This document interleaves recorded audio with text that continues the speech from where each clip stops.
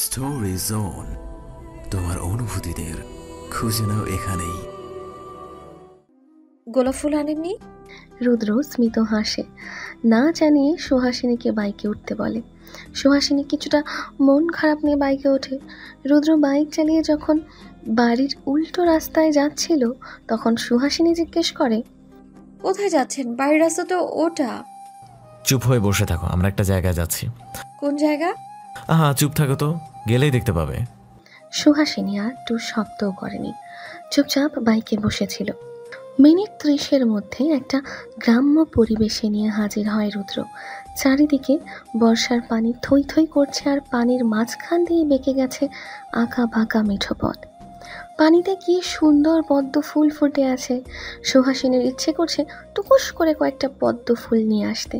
ইস, কি শীতল ঠান্ডা হাওয়া, মাটি থেকে সুন্দর ঘ্রাণ ভেসে আসছে। শহরতলিতে এমন সুন্দর দৃশ্য পাওয়া মুশকিল। সুহাসিনী হেঁটে পানির কিনারায় দাঁড়ায়, দু হাত মেলে চোখ বন্ধ করে, প্রাণ ভরে শ্বাস নেয়। এমন দৃশ্য কোথাও কি চাইলেই পাওয়া যাবে নাকি? রুদ্র পকেট থেকে ফোন বের করে কাউকে ফোন করে আসতে বলে। মিনিট 5-এর মধ্যে 10 বছরের একটা ছেলে নৌকা বাইতে বাইতে চলে আসে। সুহাসিনী পেছন ঘুরে থাকায় দেখেনি। পিচ্চি ছেলেটা নৌকা থেকে নেমে রুদ্রর কাছে এগিয়ে আসে। ভাইয়া, বড় ভাই আমারে নৌকা দিয়া পাঠাই দিছে, আপনারে দিতে কইছে, আর নৌকা দিয়া ঘুইরা নৌকাটা এখানে রাইখা যাইয়েন। রুদ্র হেসে পকেট থেকে 200 টাকার নোট বের করে দিতে চাইলে পিচ্চি ছেলেটি না নিয়ে চলে যায়। তপ্ত শ্বাস ফেলে সুহাসিনীর দিকে এগিয়ে যায় রুদ্র। সুন্দর না জায়গাটা? সুহাসিনী চোখ বন্ধ করে রেখে জবাব দেয়, পদ্ম ফুল তুলবে সোহা? সহসা চোখ খুলে তাকায় সুহাসিনী, মন খারাপ করে শুধায়, কিভাবে? পদ্ম ফুল তো পানিতে আনবো কি করে? কেন, নৌকায় করে। ওই যে নৌকা। হাতের ইশারায় দেখায় রুদ্র। সুহাসিনী ঘাড় কাত করে সামনে পেছনে তাকিয়ে দেখে একটা ছোট নৌকা, কিন্তু মাঝি নেই। রুদ্র সুহাসিনীর থেকে সরে গিয়ে নৌকায় উঠে পড়ে। সুহাসিনী কোমরে হাত গুজে বলে, নৌকা চালাবে কে? কেন আমি? সুহাসিনী অবাক হয়ে বলে, আপনি নৌকা চালাতে পারবেন? অবশ্যই বেগম সাহেবা, বসে তো দেখুন। সুহাসিনী নৌকায় চড়ে বসে আর রুদ্র নৌকা বাইতে থাকে। হাতের কাছে আসা পদ্মগুলো সযত্নে উঠিয়ে নেয় সুহাসিনী। রুদ্র পকেট থেকে ফোন বের করে কয়েকটা ছবি তুলে নেয় সুহাসিনীর। ফোনের স্ক্রিনে তোলা সুহাসিনীর ছবি দেখে আপন মনে বিড়বিড় করে বলে, তুমি আমার অনেক শখের সোহারানী। পদ্ম ফুলের সৌন্দর্য ফিকে মনে হবে তোমার রূপের কাছে, বিশেষ করে তোমার হাসির। সুহাসিনী নামের অর্থ যে নারীর হাসি সুন্দর। নামটা কি তাহলে তোমার জন্য এসেছে? বাসায় যাবেন না? বিকেল হয়ে আসছে তো। হঠাৎ সুহাসিনীর কথায় ঘোর কাটে রুদ্রর। রুদ্র মাথা নাড়িয়ে হ্যাঁ জানিয়ে নৌকা ঘুরিয়ে পাড়ে এনে ভিড়িয়ে নেমে পড়ে। বাইকে উঠে সুহাসিনীকে জিজ্ঞেস করে রুদ্র, গোলাপের জন্য কি এখনো মন খারাপ? পদ্মগুলো ভীষণ সুন্দর। আমার ব্যক্তিগত পদ্মের তুলনায় খুবই কম। বাসায় এসে ফ্রেশ হয়ে নেয় সুহাসিনী। রুদ্র রাস্তার মোড়ে নামিয়ে দিয়ে চলে গেছে। বাসায় আসতে বলেছিল, কিন্তু রুদ্র না করেছে, বলেছে পরে আসবে। সুহাসিনী বোনের দিকে তাকিয়ে বলে, রুদ্র আসলো না যে? পরে আসবে বলেছে। ও খাবার খেয়েছো? হ্যাঁ, তোর ভাই যাওয়ার আগে শাসিয়ে খাইয়ে দিয়ে গেছে। আজ আসবে না? না, তার মতে এত ঘন ঘন শ্বশুরবাড়ি আসা নাকি ভালো না, লোকে মন্দ কথা বলে। আচ্ছা আপু, তোমার কয় মাস? এই তো 4 মাস। আপু কেমন লাগে? অস্বস্তি হয়? অস্বস্তি হবে কেন? এই যে তোমার শরীরে একটা প্রাণ আছে, ভারী লাগে না নিজেকে? ধুর পাগল, ভারী লাগে না, বরং সুন্দর সুন্দর অনুভূতির সাথে পরিচয় পাওয়া যায়। এখন তো বেবি অনেক ছোট, এখন আসলে তেমন কিছু বোঝা যাবে না, আস্তে আস্তে বোঝা যাবে। সামনে পা দিয়ে কিক মারবে পেটে। তখন ব্যথা পাবে না? না রে, তুই মা হ, তাহলে বুঝবি। বেবি হওয়ার সময়ও তো পেইন হয় আপু, কি করে সহ্য করবে? আমার মা যেভাবে সহ্য করেছে, অন্যান্য মহিলারা যেভাবে সহ্য করেছে সেভাবে। ইস, মেয়েদের কত কষ্ট করতে হয় আপু। কিছু পেতে হলে তো কষ্ট করতেই হবে বোন। এক্সামটা তাড়াতাড়ি হোক, তারপর বিয়েটা হোক, তখন তোর কোলেও আসবে পিচ্চি বাবু। রুদ্র বাচ্চা খুব পছন্দ করে। উনি বাচ্চা পছন্দ করে খুব। কথাটা বলে টেবিল থেকে বোতল নিয়ে পানি খায় সুহাসিনী। আমাকে তো একবার বলেছিল বিয়ের পর বছর ঘুরতে না ঘুরতেই বাচ্চা নিবে। কথাটা কর্ণকুহর হতেই ভীষণ খায় সুহাসিনী। মুখ ফসকে পানি বেরিয়ে আসে, মনে মনে বলে, এই ছেলে কি সত্যি বছর ঘুরতে না ঘুরতেই ভেবে নেবে? ঘুম নেই সুহাসিনীর চোখে। অজানা ভয়ে সিটিয়ে আছে তার শান্ত মন। মনে হচ্ছে কিছু একটা তার সামনে ঘটবে। বিছানায় বোনের পাশে শুয়ে আছে সুহাসিনী। দৃষ্টি তার বোনের উঁচু পেটটার দিকে। আগের চেয়ে খানিকটা বড় হয়েছে পেট। বাবু ধীরে ধীরে বড় হচ্ছে আর সময় ঘনিয়ে আসছে। 6 মাস হয়ে গেল তার বাবু পেটে দেখতে দেখতে। বোনের দিকে তাকাতেই দেখে বোন নিশ্চিন্তে ঘুমাচ্ছে। প্রায় রাতের অর্ধেক জেগে থাকে, ঘুমাতে পারে না। অস্বস্তি হয়, হয় ব্যালকনিতে বসে থাকে আর তা না হলে রুমের মধ্যে পায়চারি করে। এই তো সেদিন রাতে পেট ব্যথা উঠেছিল, খানিক ব্লাডও ভেঙেছিল। সে কি অবস্থা! সেই রাত 1টা বাজে অভ্র ভাই তার ডক্টর নিয়ে চলে এসেছিল। আঙ্কেল আন্টিও সেই রাতে চলে আসে। অভ্র ভাই বিধ্বস্ত ছিল, মনে হচ্ছিল কেঁদে দেবে। রুদ্রও এসেছিল, তবে রাতে না, তার পরের দিন সকালে। কোথায় যেন গিয়েছিল, কাজে বলেনি। খবর পেয়েই চলে আসে। ডক্টর ওষুধ দেয় আর বলে সকালে যেন চেক আপ করিয়ে নেয়। তার পরের দিন সকালে রুদ্র আসলে আপুকে নিয়ে ডক্টরের কাছে যাওয়া হয়। ডক্টর জানায় বাচ্চার অবস্থা খুব একটা ভালো নয়। কথাটা শুনে আপু কেঁদে দিয়েছিল। ডক্টর কিছু মেডিসিন লিখে দেয় আর বলে নিয়ম মতো খেতে, বিকেল হলে একটু হাঁটাহাঁটি করতে আর ভারী কাজ না করতে। সেই থেকে টোটালি কোনো কাজ করা বারণ সুভাষিনী। মাঝখানে 15 দিনও বাড়ি থেকে এসেছে, এখন এ বাসাতেই আছে। অভ্র 2-1 দিন বাদে বাদে আসে। এখন আর লোকের গুঞ্জন পরোয়া করে না, লোকে বললে বলুক।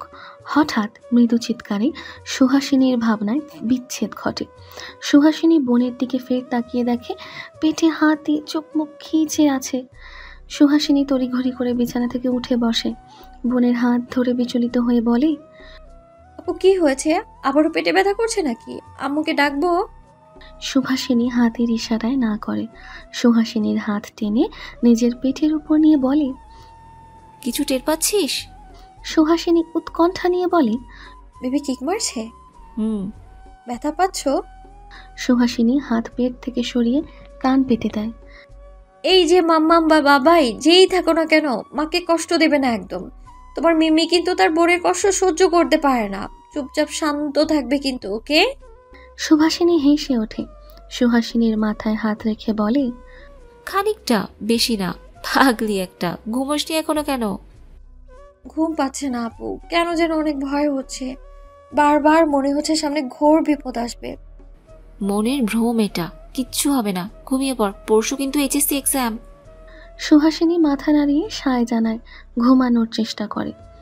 সকাল থেকে পুরো দমে পড়া শুরু করেছে নীলা। সামনে নিলয় বসে আছে, কমন কমন দেখিয়ে দিচ্ছে যাতে টেনে টুনে পাস মার্কটা অন্তত আনতে পারে তার বোন। সারা বছর এদিক সেদিক ঘুরে এখন বই নিয়ে পড়তে বসে হা হুতাশ করছে আর বলছে, ভাই এত পড়া আগে কেন দেখলাম না? তখন তো সিলেবাস থেকে কত ছোট মনে হলো, এখন এত কঠিন কেন? নিলয় বোনের দিকে আর চোখে তাকিয়ে বলে, কখনো কি বই খুলে পড়েছিস? একটু সুযোগ পেলেই ঘোরাঘুরি লাফালাফি করিস। এই যে শর্ট সিলেবাস, তার উপর আরও শর্ট করে দিলাম, এগুলো সব পড়বি। নীলা মাথা নাড়ায়। নিলয় পকেট থেকে ফোন বের করে টাইম দেখে। তার অফিসে যাওয়ার সময় হয়ে গেছে। সুহাসিনী ভোর সকালে উঠেছে, হালকা খাবার খেয়ে পুরো বইতে চোখ বোলাচ্ছে, শুধু রিভিশন দেবে। রুদ্র বেশি প্যারা নিতে মানা করেছে, বলে দিয়েছে ধীরে সুস্থে পড়বে, অতিরিক্ত পড়ার দরকার নেই, তাহলে ভুলে যাবে। এই তো লোকটার সাথে সপ্তাহ খানিক আগে দেখা হয়েছিল, আজকাল তাকে পাওয়াই যায় না। কোথায় যে বেপাত্তা হয়ে যায়, জানানোর প্রয়োজন বোধটুকু করে না। তার খোঁজ হয় বোনের থেকে, আর তা না হয় অবরোধ থেকে নিতে হয়। নিয়ম করে ফোন দিত, কিন্তু এখন সেটাতেও গাফিলতি হচ্ছে। এই নিয়ে অনেক অভিমান জমা হয়ে আছে সুহাসিনীর মনে।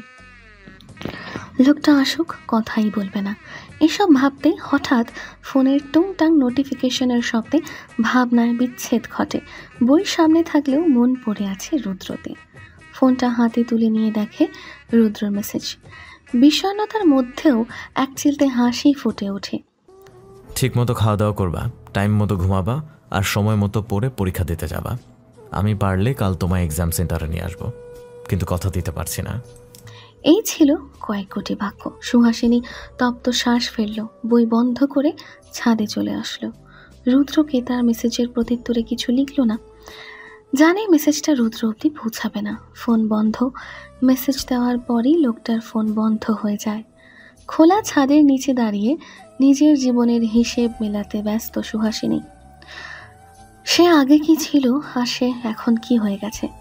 আজকাল সে রুদ্রকে খুব মিস করে। লোকটাকে চোখে দেখে না আজ 7টা দিন ধরে। আচ্ছা, উনি যে এতবার বলে আমাকে ভালোবাসে, এই কি সেই ভালোবাসার নমুনা? তাকে দেখার জন্য যে আমি চাতক পাখির ন্যায় বসে আছি, সে কথা কি সে জানে? জানলে হয়তো সব কাজ ছেড়ে ছুটে চলে আসতো।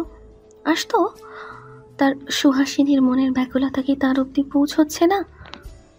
সকাল সকাল কলেজ ড্রেস পরে বসে আছে সুহাসিনী। এক হাতে বই দেখছে আর অন্য হাতে পরোটা খাচ্ছে। রফিক সাহেব রেডি হয়ে বসে বলে, চলো সোহা, যাওয়া যাক।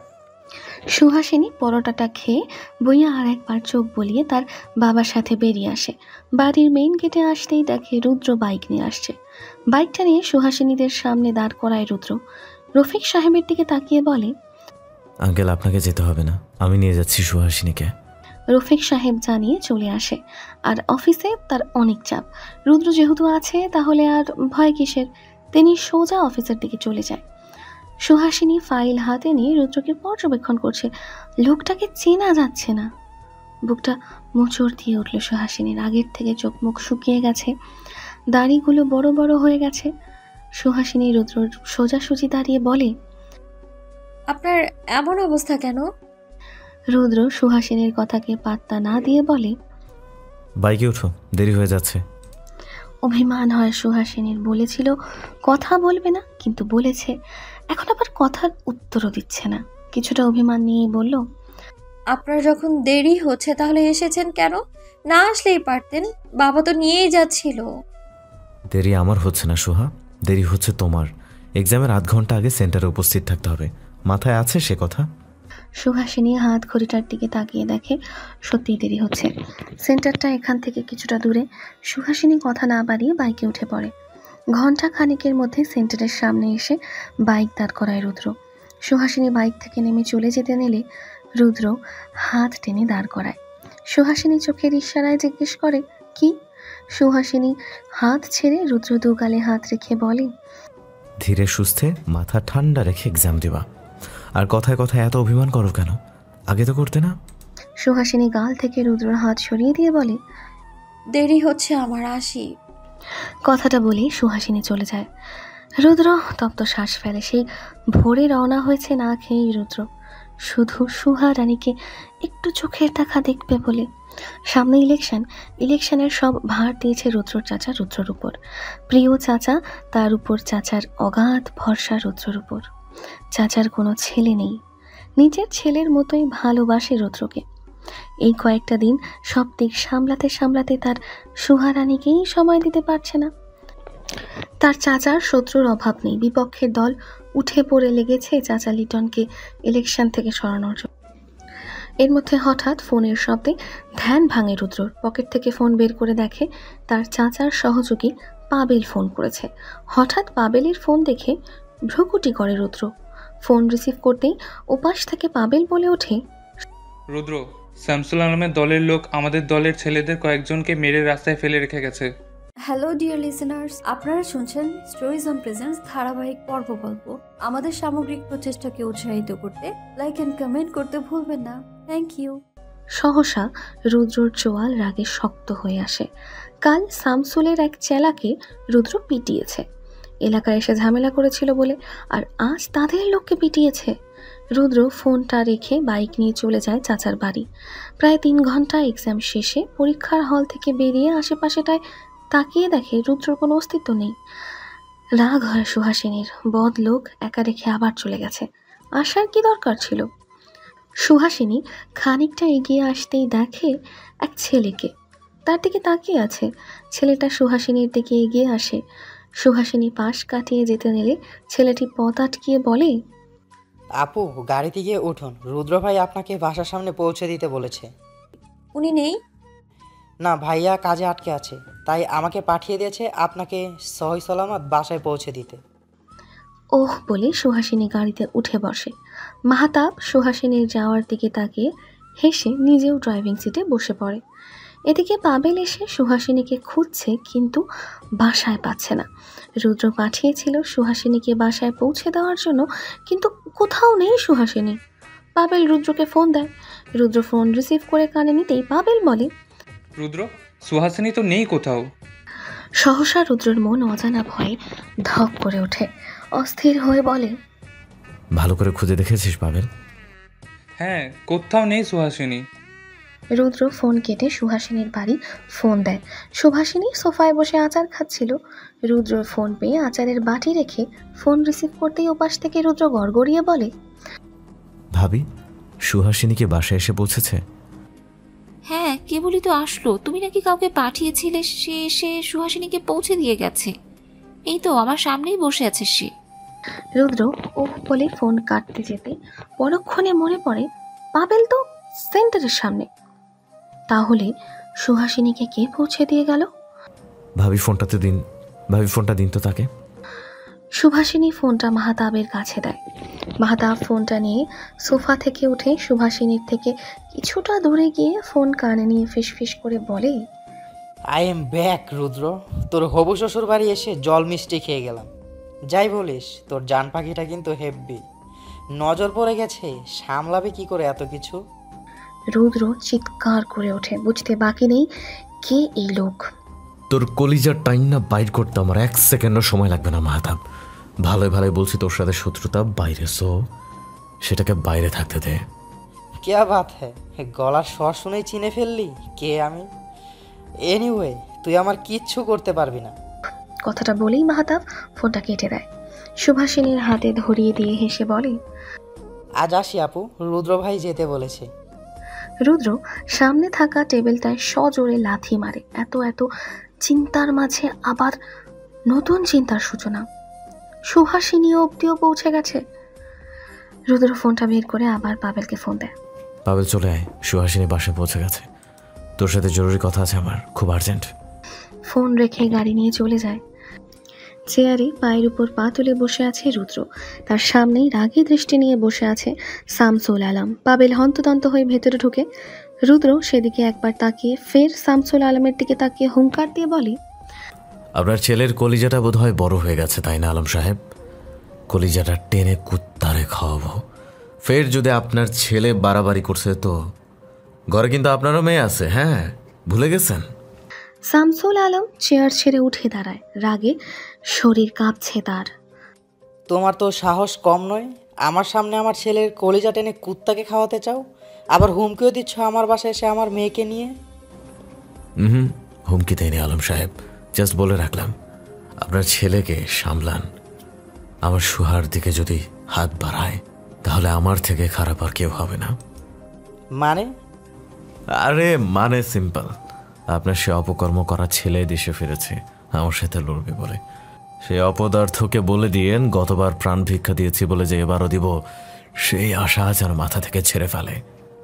মাহতাব দেশে ফিরেছে? কেন জানেন না বোধহয়? না, আমি তো জানি না। ও তো কিছু বলেনি। এখন যখন জেনেছেন তাহলে আশা করি ছেলেকে সামলাবেন। শত্রুতা ঘরের বাইরে, ভেতরে নয়।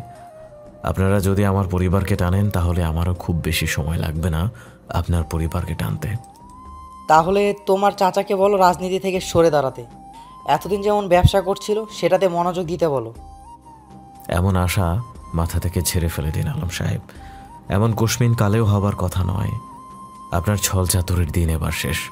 অসহায় লোকদের পেনশন ভাতার টাকা নিজের পকেটে ঢুকিয়েছেন। নিজ এলাকা বাদে অন্য কোনো এলাকার রাস্তাঘাট, স্কুল, কলেজগুলোর একটারও নিরাময় করে দেননি, অথচ নির্বাচনের আগে তাদের আশা দেখিয়েছিলেন। এনিওয়েজ, আপনি আমার ছেলেদের মেরেছেন কেন? শামসুল আলম অবাক হয়। কই, আমি তো মারাইনি। মিথ্যা বলছেন। সত্যি, আমি মারাইনি। আমি কেন অযথা নির্বাচনের আগে এমন কাজ করে আমার রেপুটেশন খারাপ করতে যাব? তাহলে কে মারলো? গিয়ে তো ছেলেদের জিজ্ঞেস কর, আমার বাসায় এসে জিজ্ঞেস না করে। কথাটা কর্ণকুহর হতেই রুদ্র পেছন ঘুরে দেখে মাহতাব আসছে। রুদ্র বসা থেকে উঠে দাঁড়ায়, সন্দেহান চোখে তাকিয়ে বলে, তুই করিসনি তো? মাহাতাব ডোন্ট কেয়ার ভাব নিয়ে সোফায় বসে বলে, প্রমাণ আছে কি? রুদ্রর আর বুঝতে বাকি নেই কাজটা কার। পাবেলের দিকে কিছু একটা ইশারা করে বেরিয়ে যায় বাসা থেকে। শামসুল আলম ছেলের দিকে তাকিয়ে হেসে বলে, ফাটিয়ে দিয়েছিস তো বাপ, তুই এসে গেছিস, আমার আর চিন্তা নেই। পেছন থেকে কলকাঠি তুই নাড়বি, আর আমি সামনে থেকে রাজনীতির সাদা পোশাক পরে রাজনীতি করব। আগে আগে দেখো হোতা হেকে রুদ্রর জীবনটা তছনছ করে ফেলবো। 3 বছর আগের সেই ঘটনা আজও আমায় ঘুমাতে দেয় না। সেই প্রতিশোধ এবার ওর প্রিয় মানুষদের দিয়েই নিব। হ্যাঁ রে সুহাসিনী, নীলা তো এখনো বাসায় ফিরল না, ফোনটাও নিয়ে যায়নি, চিন্তা হচ্ছে খুব। সুহাসিনী সোফায় বসে টিভি দেখছিল। হঠাৎ তার ফুফুর কথা কর্ণকুহর হতে ঘাড় ঘুরিয়ে দেখে তার ফুফু হন্তদন্ত হয়ে আসছে। টিভির চ্যানেল বদলিয়ে সময় চ্যানেল দিয়ে দেখে 4:10 বাজে। এক্সাম শেষ হয়েছে 1:30-এ, আর মেয়েটা এখনও কিনা বাসায় আসেনি। ফুপু, তুমি নীলার সাথে কাউকে পাঠাওনি? আমি যেতে চেয়েছিলাম, কিন্তু বলল ফ্রেন্ডের সাথে যাবে, তাই আর যাইনি। কিন্তু ফুপু, ওর সেন্টার আর আমার সেন্টার তো আলাদা, আমি তো জানি না ও কোথায় গেছে। আচ্ছা দাঁড়াও, আমি খোঁজ নিচ্ছি। কথাটা বলে সুহাসিনী সোফা থেকে উঠে নিজের ঘরে গিয়ে রাতুলকে ফোন দেয়। রাতুল ফোন রিসিভ করলে সুহাসিনী বলে ওঠে, হ্যালো রাতুল ভাই, নীলা কি আপনার সাথে? ছিল এতক্ষণ, কিছুক্ষণ আগেই নীলাকে ওর বাসার সামনে নামিয়ে দিয়ে আসলাম। ও আচ্ছা, ফুপু তো চিন্তা করছে খুব। আমারই ভুল হয়েছে, তোমাকে জানিয়ে দেওয়া উচিত ছিল। আচ্ছা রাখি। ফোনটা রেখে বসার ঘরে আসতেই সদর দরজার দিকে চোখ যেতেই দেখে নীলা হেলতে দুলতে আসছে। নীলার মা নীলিমা বেগম মেয়েকে দেখে বসা থেকে উঠে তেড়ে যায়। বাজে কয়টা? এক্সাম শেষ হয়েছে কখন? এতক্ষণ কোথায় ছিলি? হঠাৎ এমন আক্রমণে ভড়কে যায় নীলা। বাহু থেকে তার মায়ের হাত সরিয়ে বলে, আসলে মা, প্রশ্ন মিলাতে মিলাতে যে কখন দেরি হয়ে গেল বুঝতে পারিনি। সরি, আর হবে না এমন। প্রচুর খিদে পেয়েছে আমার, চলো খাবো। নীলিমা বেগমকে টেনে নিয়ে যায় নীলা। সুহাসিনী ফস করে নিঃশ্বাস ফেলে, এই মেয়ে না জানি কবে ধরা খেয়ে যায়। শেষ বিকেলে পশ্চিমা আকাশে যখন সূর্য ঢলে পড়ে, তখন ছাদের কার্নিশ ঘেঁষে দাঁড়িয়ে সেই মুহূর্তটা উপভোগ করে সুহাসিনী। আজও ব্যতিক্রম হয়নি। কাল এক্সাম নেই। গ্রাম থেকে কিছুক্ষণ আগে তার খালা আর খালাতো বোন রিমি এসেছে। এখন রিমির সাথে গল্প করছে সুহাসিনী। মেয়েটা সুহাসিনী বলতে পাগল। বয়সে গুণে 2 বছরের ছোট রিমি সুহাসিনীর থেকে। বয়সে ছোট হলেও মেয়েটি সুহাসিনীর ভীষণ পছন্দের। নীলার থেকে বেশি বন্ডিং এই রিমির সাথে সুহাসিনীর। বছরে 2-3 বার করে আসে তার সুহা আপুর সাথে দেখা করতে। আরে আমার হিরো এসেছে, সোহা আপু। রুদ্র, হিরো এসেছে। আমি জানতাম আমি এসেছি শুনে ঠিক আমার সাথে দেখা করতে আসবে। সুহাসিনী কবুতরগুলোকে খাবার ছিটিয়ে দিচ্ছিল, আর কবুতরগুলো উড়ে এসে খাবারগুলো খাচ্ছিল। হঠাৎ রিমির কথা কর্ণকুহর হতেই সুহাসিনীর হাত থেমে যায়। কবুতরের খাদ্যর বোয়াম নিচে রেখে ছাদের কার্নিশ দিয়ে মাথা এগিয়ে দেখে রুদ্র গাড়ি থেকে নামছে। রুদ্রর দিকে তাকাতেই দুজনের চোখাচোখি হয়। চোখ সরিয়ে নেয় সুহাসিনী। রিমি সুহাসিনীর হাত ধরে টেনে দৌড়ে নিচে নেমে যায়। হেই হিরো, তুমি এসেছো, আমি জানতাম তুমি আসবে। রুদ্র সদর দরজা দিয়ে ভেতরে ঢুকতেই রিমির কথা শুনে স্মিত হেসে সোফায় গা এলিয়ে দেয়। চোখ বন্ধ করে জোরে শ্বাস নিয়ে বলে, আমার বোন বলেছে আর আমি আসবো না, সে কি করে হয়? এদিকে আসো। রিমি সুহাসিনীর হাত ছেড়ে দিয়ে রুদ্রর কাছে চলে যায়। সুহাসিনী উঁচু পেট নিয়ে রুম থেকে বেরিয়ে আসে রুদ্রর কণ্ঠস্বর শুনে। সেই সাথে সুমনা বেগম আর তার ছোট বোন সুমি বেগমও। সুমনা বেগম রুদ্রকে দেখে তড়ি ঘড়ি করে ফ্রিজ থেকে ঠান্ডা পানি বের করে শরবত বানিয়ে দেয়। যা গরম পড়েছে। রুদ্র শরবতটা ফিনিশ করে বলে, ধন্যবাদ আন্টি, এটারই দরকার ছিল খুব। চলো কিছু খেয়ে নেবে। না আন্টি, আজ না আবার আমাকে যেতে হবে। তাহলে আসলেন কেন? ফোঁস করে সুহাসিনী কথাটা বলে ওঠে। সুমনা বেগম রাগী দৃষ্টি নিয়ে তাকায় মেয়ের দিকে। ও কেমন কথা শোয়া? রুদ্র বাবা, ওর কথা কিছু মনে করো না তো। রুদ্র স্মিত হাসে। আন্টি না, পিচ্ছি মেয়েদের কথা কিচ্ছু মনে করি না। ভাবি, এই যে আপনার মেডিসিনগুলো ভাইয়া বলল শেষ হয়ে গিয়েছিল, তাই নিয়ে আসলাম। মেডিসিনের প্যাকেটটা সুহাসিনীর হাতে ধরিয়ে দেয় আর চকলেটের প্যাকেট রিমির হাতে। সুহাসিনী ভেবেছিল রুদ্র হয়তো কিছুটা সময় থেকে যাবে, কিন্তু না, ঘন্টা খানেকের মধ্যে আবার চলে যায়। যাওয়ার আগে অবশ্য আলাদা করে সুহাসিনীর সাথে দেখা করে গেছে। সুহাসিনী কথা বলেনি, চুপচাপ ছিল। কেন কথা বলবে? লোকটার কাছে কি তার জন্য আর সময় আছে নাকি? সুহাসিনীকে চুপ থাকতে দেখে রুদ্র বলে ওঠে, দূরে গেলে চোখে হারাও, আর কাছে আসলে অনুভূতি লুকাও। এই তো আর কয়েকটা দিন, তারপর একদম মনের কাছে আটকে রাখবো। আপনার মন আছে নাকি যে আটকে রাখবেন? কেন নেই বুঝি? থাকলে অবশ্য এভাবে উধাও হয়ে যেতেন না মাঝে মাঝে। রুদ্র সুহাসিনীর গালে হাত দিয়ে শীতল কণ্ঠে বলে ওঠে, এই সামান্য দূরত্ব মেনে নিতে পারছো না যখন আমিটাই থাকবো না, তখন কি করে সইবে? সহসা সুহাসিনী রুদ্রকে নিজের থেকে দূরে সরিয়ে দিল। রাগী গলায় বলল, আমার চোখের সামনে থেকে দূর হন। আপনাকে সহ্য হচ্ছে না আমার। কি হলো, যাচ্ছেন না কেন? রুদ্র হেসে সুহাসিনীর হাত টেনে হাতের উল্টো পাশে চুমু খেয়ে চলে যায়। এই সামান্য দূরত্বে যদি তার সুহারানীর মনে তার জন্য চিন্তা, রাগ, অভিমান জন্মায়, তাহলে ক্ষতি কি? সুহাসিনী রুদ্রর চিন্তা মাথা থেকে ঝেড়ে ফেলে দেয়। লোকটা যা ইচ্ছে তাই করুক গিয়ে। দেখতে দেখতে প্রায় পরীক্ষা শেষের দিকে, কাল এক্সাম দিলেই শেষ।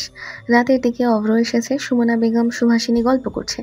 রফিক সাহেব এখনও আসেনি বাসায়। সুহাসিনী রুমে শুয়ে আছে। রিমিরা চলে গেছে।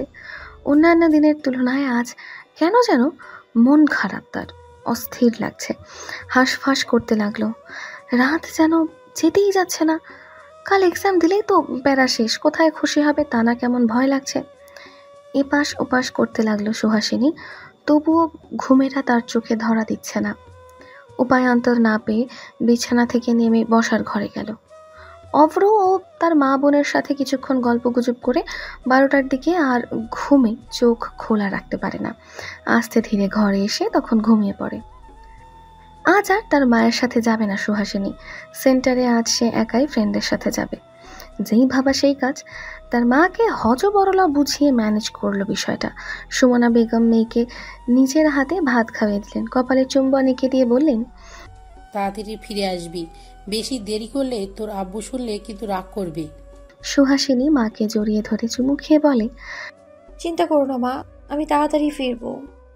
এই যে শুনো, আমার জন্য কিন্তু আসার পথে মনে করে কাচ্চি আর সিরাজের চুই গোস্ত নিয়ে আসবে। সুহাসিনী তার মাকে ছেড়ে দিয়ে সুহাসিনীকে জড়িয়ে ধরে বলে, নিয়ে আসবো। আচ্ছা আসি। কথাটা বলে সুহাসিনী একাই চলে গেল। এক্সাম মোটামুটি ভালো দিচ্ছে সুহাসিনী। প্লাস না আসলেও তার খারাপ রেজাল্ট আসবে না এমন ধারণা তার। এক্সাম দিয়ে আজ ফ্রেন্ডদের সাথে রেস্টুরেন্টে গেল সুহাসিনী। আবার কবে না কবে দেখা হয় তার ফ্রেন্ডদের সাথে। রেস্টুরেন্টে এসে খাওয়া দাওয়া করে হালকা ঘোরাঘুরি করে পিক তোলে। বোন বলে দিয়েছিল আসার পথে তার জন্য রেস্টুরেন্ট থেকে কাচ্চি আর সিরাজের জই গোস্ত আনতে। সুহাসিনীর ভীষণ পছন্দের খাবার। বাসায় আসতে সন্ধ্যা হয়ে যায়। বাসায় অবশ্য বলেছিল লাস্ট এক্সাম যেহেতু ফ্রেন্ডদের সাথে ঘোরাঘুরি করে খাওয়া দাওয়া করতে করতে দেরি হতে পারে। খাবারের প্যাকেটটা নিয়ে হেলতে ধুলতে বাসার ভেতরে ঢুকতেই দেখে পুরো বাড়ি অন্ধকারে আচ্ছন্ন। সুহাসিনী অবাক হয় সদর দরজা খোলা দেখে। তার চেয়ে বেশি অবাক হয় সন্ধ্যা হয়ে গেছে অথচ তার মা সন্ধ্যা বাতি দেয়নি ঘরে। সুহাসিনী খাবারের প্যাকেটটা নিয়ে ডাইনিং টেবিলে রেখে বসার ঘরের বাতি জ্বালিয়ে দেয়। হঠাৎ গোঙানির শব্দ কানে আসতেই থমকে যায় সুহা। এই শব্দ আবার কোথা থেকে আসছে? গলা ছেড়ে তার মাকে ডাক দেয়। তার মায়ের কোনো শব্দ নেই। তার মা কোথায় গেল?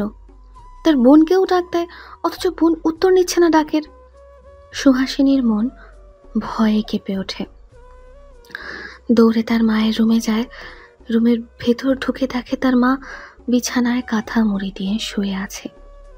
এই সময় তার মাকে এভাবে কাঁথা মুড়ি দিয়ে ঘুমাতে দেখে অবাক হয়। যেই গরম পড়েছে সেখানে তার মা কাঁথা দিয়ে শরীর ঢেকে ঘুমাচ্ছে। সুহাসিনী এগিয়ে গিয়ে তার মায়ের শরীরে হালকা ধাক্কা দিয়ে বলে, মা এই অসময়ে ঘুমাচ্ছে কেন? শরীর খারাপ নাকি? সুহাসিনীর মা কোনো জবাব দেয় না। সুহাসিনী আবার তার মায়ের গায়ে হাত দিয়ে ধাক্কা দেয়। তার মায়ের কোনো রেসপন্স নেই। হাতের মাঝে তরল কিছু অনুভব করতেই সুহাসিনী কেঁপে ওঠে। কাঁপা কাঁপা হাতে তার মায়ের শরীর থেকে কাঁথাটা সরাতেই দেখতে পায় তার গলা দিয়ে গড় গড়িয়ে রক্ত পড়ছে। মায়ের শরীর জড়িয়ে ধরে সুহাসিনী মুখে হাত দিয়ে পাগলের মতো বলে, এই মা কি হয়েছে তোমার? উঠো না কেন মা? এই মা উঠো না, তোমার এমন অবস্থা কি করে হলো? ও মা উঠো না, মা উঠো না কেন? তোমার সোহা কাঁদছে মা, চোখের পানি মুছে দিবা না? চুমু খাবা না আমার গালে? স্টোরি জোন, তোমার অনুভূতিদের খুঁজে নাও এখানেই।